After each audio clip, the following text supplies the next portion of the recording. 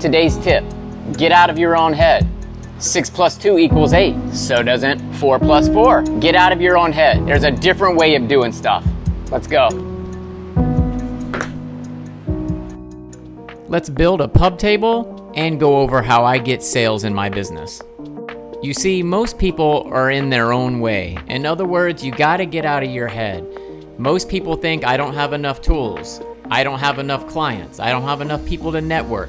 Get out of your own head and let's dive into a strategy that I call creating an experience.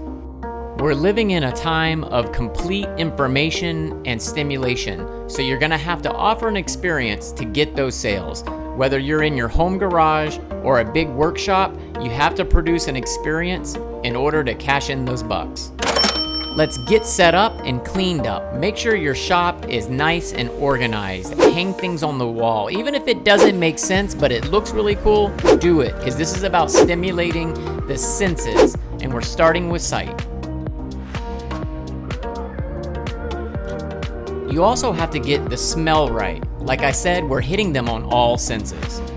Take that retail store Bath & Body Works, for example. It smells amazing. They're selling Bath & Body products and they need to look the part and smell the part. Now don't be a knucklehead. You're not gonna light a candle. We are in a workshop full of sawdust that's highly flammable, right? So what we're gonna do is we're gonna mill up a nice aromatic wood, something like cedar. Disconnect your planer hose and let the smell of that cedar just take over the entire shop. I promise you, the first thing the client does when they walk in the shop is they'll say it smells amazing.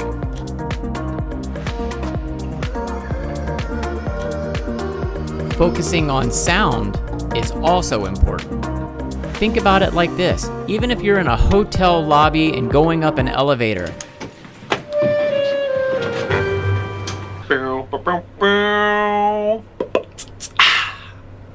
really?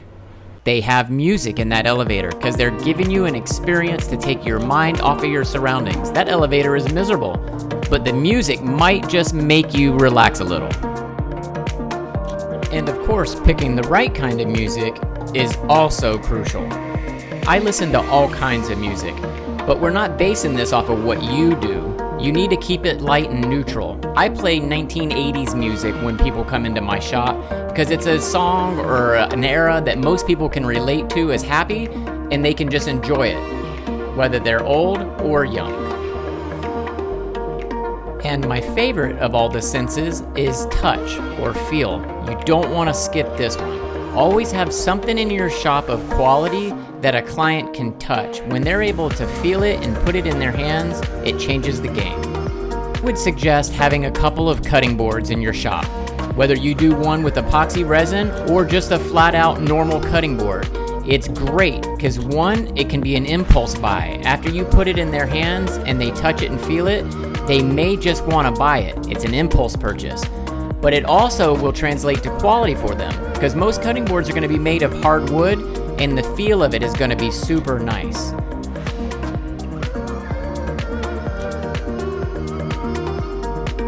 Please keep in mind, these ideas and tips, they worked super well for me and they may not work for you. But whatever the case is, you're also going to want to market yourself.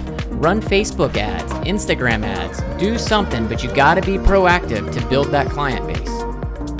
One of the largest things you can do for yourself is to Google your demographics for your local area. What is the household median income? Knowing your demographics could help you price your furniture correctly. If your household median income was $30,000 for your local area, they're not going to buy a dining table for $10,000. You're going to have to focus on picnic tables. So learn your demographics. And always remember, while you climb that ladder to success, turn back around and pull someone else up.